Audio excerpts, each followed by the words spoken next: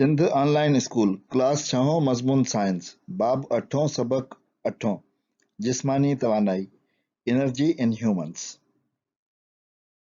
ॾोहटनि ऐं ॾोहटियुनि खे Sindh online school में भलीकार। मां आहियां नाना आबिद।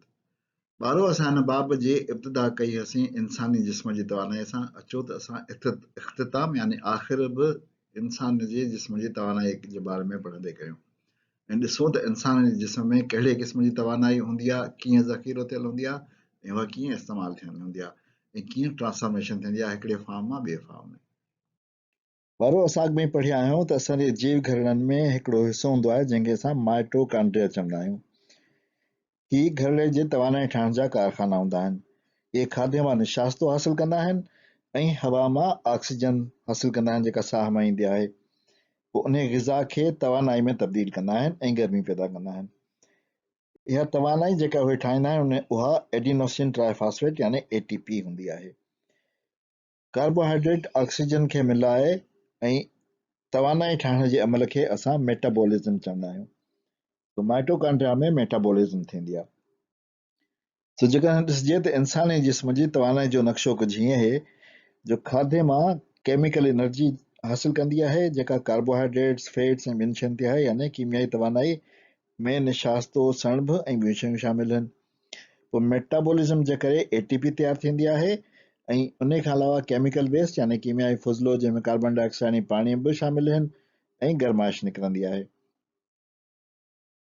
ॿारो असांखे ख़बर आहे त जीव घरड़े में मौजूदु सभु हिसा हर वक़्तु हरकत में हूंदा आहिनि। उन हरकत लाइ बि तवानाई जी ज़रूरत हूंदी आहे जेका असांखे ATP ॾींदी आहे। यानी असां कीमियाई तवानाई खे ATP जी तवानाई में कन्वर्ट करे या बदिलाए या ट्रांसफॉर्म करे उहा हिन हरकत लाइ इस्तेमालु कंदा आहियूं। हरकत काइनेटिक एनर्जी आहे यानी मैकेनिकल एनर्जी आहे। असां जेकॾहिं गोश्त जे पठनि जा जीव घरड़ा आहियूं त असांखे ख़बर आहे त हिन क़िस्म जो जीव घरड़ो हूंदो आहे गोश्त जे पठनि जो। उहे जीव घरड़ा पाण में गॾिजी गोश्त जा ओॼा यानी टिश्यूज़ ठाहींदा आहिनि ऐं उहे टिश्यूज़ पाण में गॾिजी उज़वो ठाहींदा आहिनि यानी गोश्त या पठा ठाहींदा आहिनि। असांजे जिस्म में मौजूदु जेके पठा आहिनि यानी जेके मसल्स आहिनि उहे सुसंदा ऐं फैलिजंदा आहिनि ऐं उन सुसण ऐं फैलिजण सां छा थींदो आहे जो उज़वा असांजा हरकत में ईंदा आहिनि। सो हीअ जॾहिं असांजा मसल्स छिकजंदा आहिनि यानी सुसंदा आहिनि त हिनखे मथे कंदा, पर जेकॾहिं उहे लूज़ थींदा यानी फैलिजंदा त असांजे बांह खे हेठि कंदा।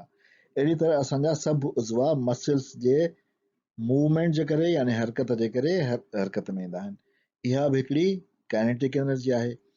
पोइ भली साह खणण जो अमल हुजे या जेको आहे असां पंहिंजे हरकत जो अमल हुजे या दिलि जे धड़कण जो अमल हुजे, उन्हनि सभिनी अमलनि में पठनि जी हरकत शामिल हूंदी आहे। अहिड़ीअ तरह इंसान जे जिस्म में जेके बि अमल थियनि था, जेके बि हरकतूं थियनि थियूं यानी साह खणण जो अमल हुजे, रत जो दाब जेको दिलि जे धड़कण जे करे थिए थो उहो हुजे या ॿाहिरि जी हरकत हुजे या आङुरियुनि जी या पेरनि जी या मथो असांजे ॾेउ ॾोड़ियूं या जेका असांजे जिस्म में गर्माइश निकिरे थी, उहे सभु तवानाई आहे। उनमें जेके बि तवानायूं हरकत सां तालुक रखनि थियूं उहे काइनेटिक एनर्जी आहे ऐं जेका गर्माइश सां तालुक थी रखे उहा हीट एनर्जी आहे। सो असांजे जिस्म में छा थो थिए जो असां जे जिस्म में केमिकल एनर्जी यानी कीमियाई तवानाई थी अचे जेका ग्लूकोज़ लैक्टिक एसिड पाणी ऐं ॿियनि शयुनि जे ज़रिए आहे। उहा तब्दील थी थिए थर्मल एनर्जी में जेका जिस्मानी गर्माइश, साह जी गर्माइश ऐं बुखार जण जी गर्माइश वग़ैरह निकिरंदो आहे न उहो एवोपरेशन जो अमल हूंदो आहे। ऐं उन खां अलावा मैकेनिकल एनर्जी हूंदी आहे जंहिंमें काइनेटिक एनर्जी आहे। उनमें हार्ट बीट आहे यानी दिलि जो धड़कण, साह खणण जी हरकत रेस्पिरेटरी मूवमेंट ऐं बॉडी मूवमेंट यानी जिस्म जी हरकत शामिल आहे। सो अहिड़ी तरह इंसानी जिस्म में केमिकल एनर्जी थर्मल एनर्जी में ऐं मैकेनिकल एनर्जी में तब्दील थींदी आहे। इंसान बि हिकिड़ो एनर्जी ट्रांसफॉर्मेशन डिवाइस आहे। ॿारो अचो त असां इंसान जी जिस्मानी तवानाई जो कुझु हिसाब किताब ॾिसूं। जेकॾहिं असां नाश्तो कंदासीं यानी नेरनि कंदासीं त हुन ब्रेकफास्ट मां असांखे 2500 किलो जूल जे क़रीब तक़रीबन तवानाई मिलंदी। मंझंदि मां यानी लंच मां 5000 किलो जूल मिलंदा। जेकॾहिं को असां छोला खाधा या समोसा या पकोड़ा या बिस्कुट खाधा त 200 असांखे किलो जूल तवानाई मिलंदी। डिनर मां यानी राति जी मानीअ मां 4000 किलो जूल मिलंदी। जेकॾहिं असां हिननि सभिनी खे जोड़ कंदासीं इहो वञी थी असांजी 11700 किलो जूल तवानाई जेके असां खाधे मां हिकिड़े ॾींहं में हासिलु कयूं था। उन खां पोइ असां तवाने खे ख़र्च बि त कयूं था।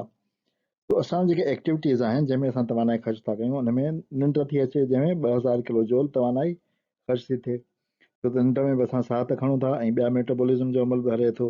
ॿिया अमल बि जिस्म में अंदरि जेके आहिनि उहे रत जो सिरिश्तो उहो बि हले थो।